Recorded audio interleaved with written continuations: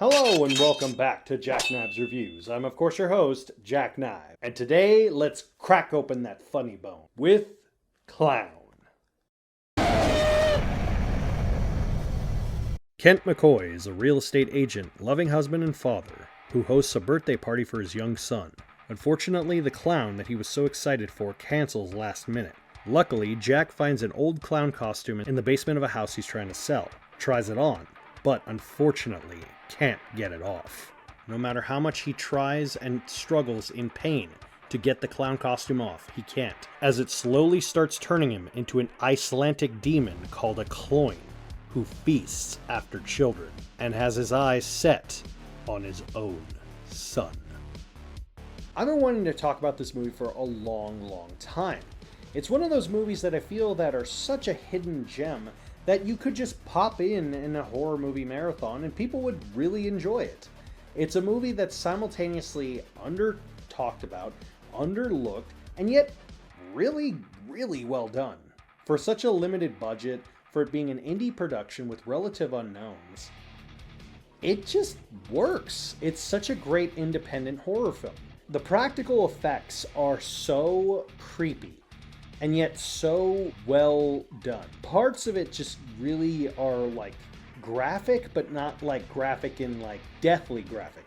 More in just ooh. There are parts in the movie where it correlates to a relative pain that you may have had. Say you've had to remove a splinter. Parts where Kent is trying to get the clown suit off is so relatable because you're like, ooh, it feels like someone trying to pluck something off, and his wife seeing it happen and just being helpless in what he's going through. It's sad, but it's like not overly done.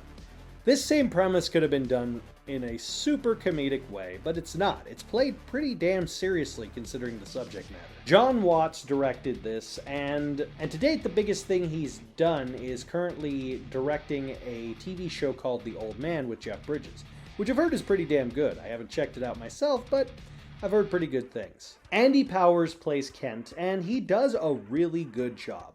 He's a pretty generic character for what it is, but he adds a lot of relatability by being a basic blank canvas. It's just an everyman, and because of that, there's not really much to correlate to him other than what he's going through. So it can work in some horror capacities, and here it does. But the star of the movie is 100% Laura Allen, who plays Meg, his wife.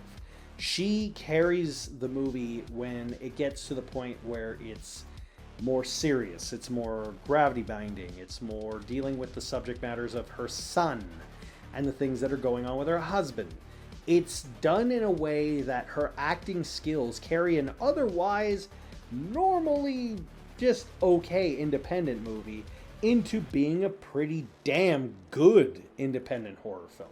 I like showing this to people who've never seen it because it feels like a good hidden gem movie that no one ever talks about. So, if you've never seen it, I highly recommend putting it not only in your collection, but showing it off to friends and trying to get their opinions about it. If they really like horror, maybe pop this one in and see what they think. Come back next time for some more horror goodies here on Jack-O-Ween.